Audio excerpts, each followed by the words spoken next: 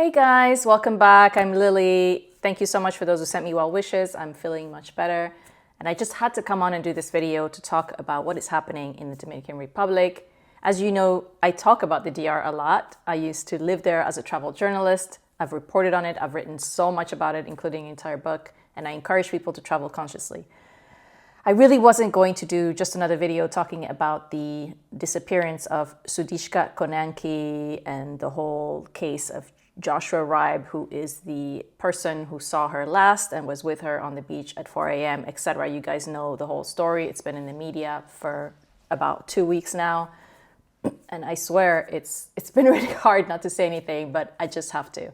So I'm going to share things that you need to know about resorts in the Dominican Republic, staying at an all-inclusive, and other thoughts on tourism in the DR as far as I've known them for more than 15 years. Okay, for starters, it's very clear, and I hope everyone takes this away from what is happening with this case of the young Konanki, is that other tourists can be just as dangerous. I don't care if you're going to a resort where there's all Americans, all Canadians, all Europeans. People are people, and let me tell you, foreign visitors can be just as risky to be around as locals. People love to bash locals, but the reality is that the danger can also be in your hotel. Personally, I've traveled solo around the Caribbean for more than a decade, as I've said, and every time, and thank God it's not that many, but every time I've had a scare or I felt unsafe or unsure and wanted to quickly get away from the situation, it was a foreign tourist. Whether it was us going to the lounge, to the club, and then we leave and someone's following us, someone's harassing us, or coming up to us at the bar and, very drunk and wanting to buy us drinks, and you say no and they don't take no for an answer, it's always been a foreigner. It's always been either a European, an American, or something like that. I'm not saying that you can't encounter locals who are also shady characters, obviously, but in the Dominican Republic specifically, I've never had that experience, not in many, many years, and I was traveling solo all over the island. Also, I didn't take unnecessary risks, so you wouldn't see me on the street at 4 a.m. or on the beach at 4 a.m., etc. I also don't consume alcohol excessively or irresponsibly. So, that there are a lot of things that can play into you being safe or not. Of course, if you also wear a gold chain and you're hanging out with your expensive iPhone and you're going in a city in the Dominican Republic, well, yeah, you're making yourself a target because ultimately you're going to get robbed. But even if you get robbed, that's probably the most that would happen to you. Because let me tell you something, tourism in the Dominican Republic is not only huge, it's hugely important in terms of jobs, in terms of the economy. It is something that no one will mess with. No one's going to mess with a tourist for no reason. People don't kidnap tourists. In many, many years that I've been there, there's never been a single case where people even thought that a tourist was kidnapped. It's just not going to happen. There's a lot of money involved in tourism in the DR, a lot of big-pocketed people who've invested there in the DR. And trust me, if a Dominican decided to mess with a tourist, I'm pretty sure that that would never happen again if it did, because they would make sure it didn't, if you know what I mean.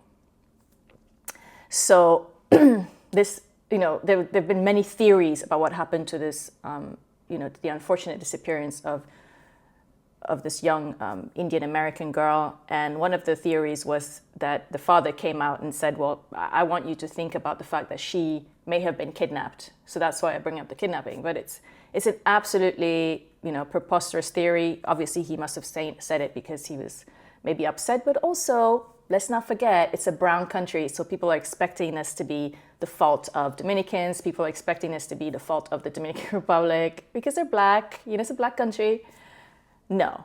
And to me, it's been really interesting to compare the coverage of what is happening right now with this disappearance with the cases that happened in 2019. I don't know if anybody remembers back when the DR was in the news all over the world because of some resort deaths. There were really weird things happening at the same time at random locations. There were also incidents that were unrelated, completely unrelated. There was an accident where a couple decided to drive at 4 a.m. in the morning or 3 a.m. in the morning, one of the most dangerous highways in the DR during the day, much less at night, and then missed an exit and just went straight off the cliff and they weren't found for a long time. There was just a lot of, and then David Ortiz was attacked when he went to a very ghetto area, ghetto area of Santo Domingo to hang out and have drinks, where nothing good happens, and something happened to him. There was just like lots of little things happening, and then the media just went nuts, like the Western media went nuts, going after the Dominican Republic, bashing its reputation, and the DR had been doing so well in tourism, and it was just so baseless. There was no proof yet. There was no concrete evidence. The FBI hadn't even concluded their research and their investigation, but everyone was bashing them. And I'll never forget also that it was on the front page of the New York Times. And it was just so frustrating, especially since I was there at the time. I knew that was not what was happening. And let me tell you, I shared this in a blog post that I wrote that went completely viral, like bananas. I never expected it to. But I wrote a long post about why the theory that this is the Dominican Republic's fault was completely baseless, why certain incidents happening in one little tiny part of the country doesn't mean that you can judge the entire country and Dominicans by it. And I really defended it because I knew that was the truth. The Ministry of Tourism was nowhere to be seen. No one was making any declarations. It was kind of like, do we have a Ministry of Tourism here? No one was showing face until too late.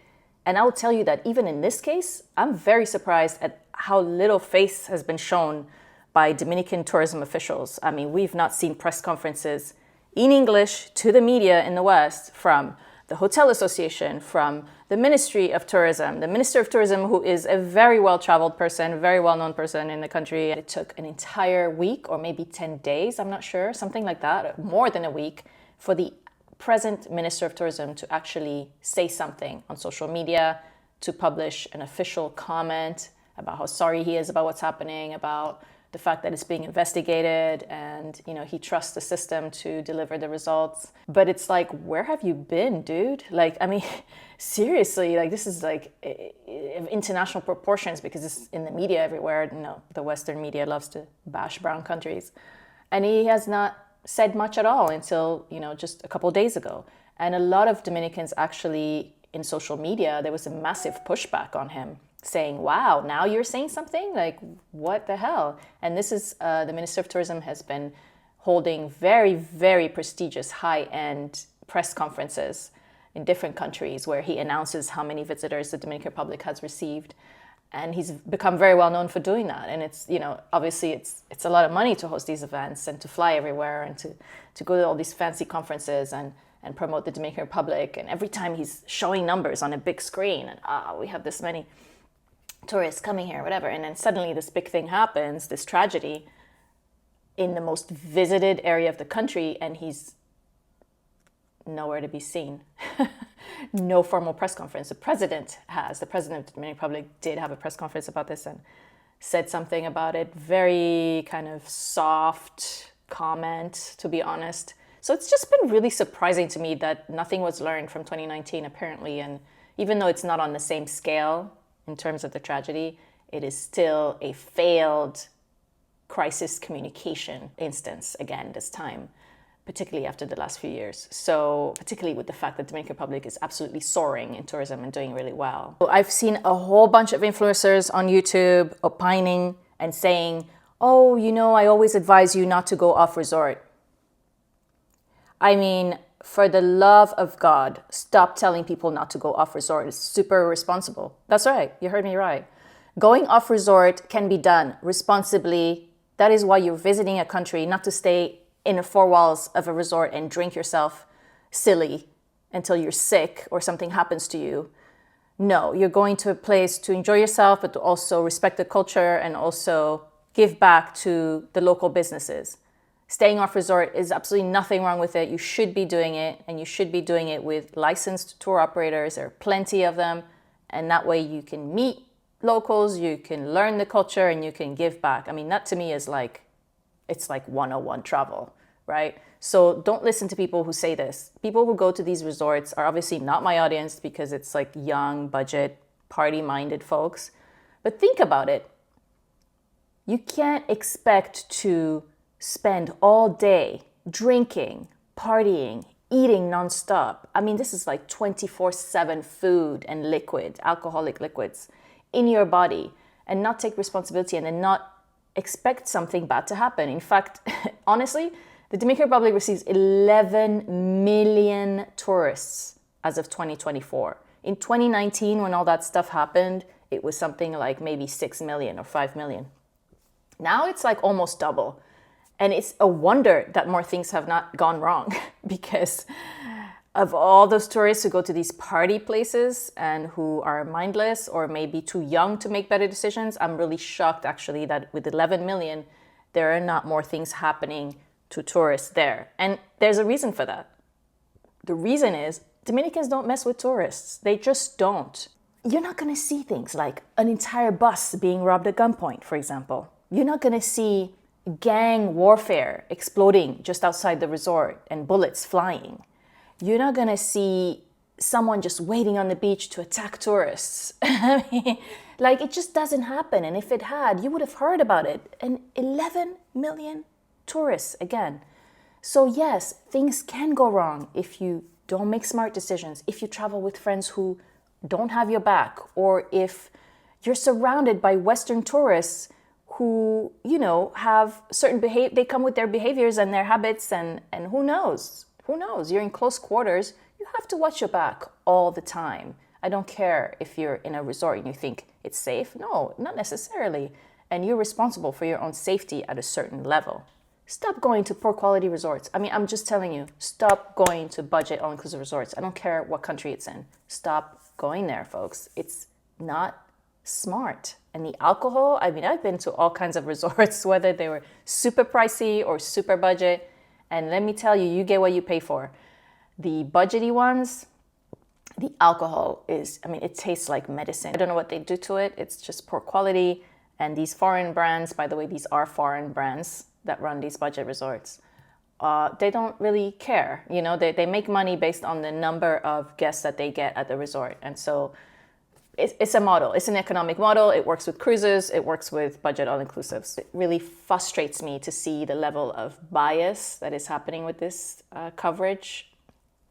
They're handling this very softly in the Western media in terms of the white college student who was last seen with this girl, who was hooking up with her, and then we don't know what happened after that. He gave several different versions. I'm not here to speculate, so I'm not going to say anything about what I think happened. I have my own theories. The authorities in the Dominican Republic are also handling him with soft gloves. And again, he's a demographic that visits the Dominican Republic, and I don't know, maybe they're, you know, trying to not, you know, fan the flames in the international media. But on the ground, the local opinion is very clear about what could have happened to this girl and the involvement of this guy. I don't know. Everyone's speculating, obviously, but the sentiment is that if he were Dominican, if he had been a Dominican, if he had been even an African American, then I think we would be seeing very different headlines. I think we would be seeing very different play out of this whole case. And today it was very clear that that's the case because there was a hearing on the habeas corpus petition that Joshua Riibe's attorney submitted so that they could give him back his passport and obviously let him go. And, you know, some of the comments that Joshua Riibe himself said, things like, oh, they don't even let me eat by myself. And they, you know, the police is always accompanying me even when I eat my meals. Like, that's actually privileged treatment. Do you know what would happen to a Dominican if he was a person of interest, or even if he was a witness and was the last person to have seen someone who disappeared, seen a woman who disappeared? You know what would happen to him? He would not be having meals and cozying up in a resort and having the company of police just watching him. No, it would go down very differently. And I think that is what is pissing off a lot of people in the Dominican Republic, locals, because they know that there's a lot of bias going on. So I want you to keep all of that in mind, and I want to express it because I'm frustrated. I'm frustrated that, first of all, this concept of drinking all day and no one expecting things to go wrong. Again, when you're going to the Dominican Republic, please. There are so many amazing boutique hotel resorts, eco lodges in spectacular locations, including beaches, where people will offer you the kind of hospitality you've never experienced elsewhere. Seriously. and where you'll have such incredible experiences just exploring, hiking, meeting locals, going to the local bar, and nothing will ever happen to you if you're just smart, you lay low, and you're just genuine about your exploration.